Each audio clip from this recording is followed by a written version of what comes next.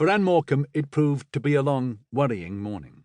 She had not gone to bed the previous night until almost 2 in the morning, and then she had lain awake in her room, listening for the rasp of a taxi's wheels on the drive, heralding Eric's return. She had drifted off to sleep just before dawn, but was wide awake and out of bed by 7, feeling drugged with tiredness and anxiety. She could not understand why Eric would have found it necessary to stay out. She had rung the flat several times, on the off chance that he might have decided to stay in Newcastle rather than make the journey out to Sedley Hall, but there had been no reply. There was the possibility that he might have stayed in an hotel, but she thought it unlikely when the flat in Gosforth was available.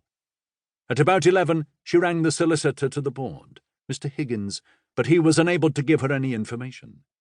He caught the sound of anxiety in her tone, however, and she explained that she was worried because, in his state of health, Eric should not be staying away from the Hall.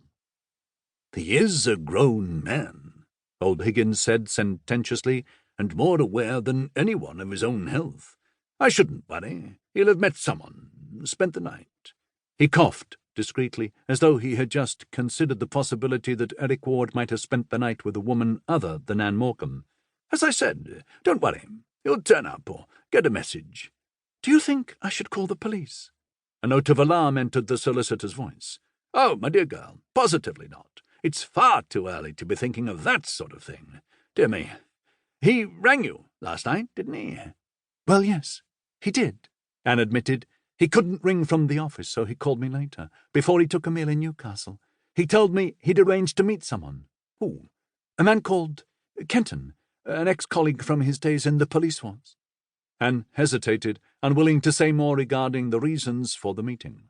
"Well, there you are, then," Higgins chuckled. "They'll have got to talking about the old days. You know the sort of thing men do in such circumstances. He'll turn up later this afternoon, believe me. He'll just have stayed the night with this fellow Kenton.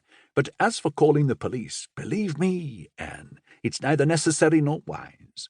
You don't want the story getting out that you'd called them out to look for your friend, and then when he turns up, the publicity." Higgins was right, of course.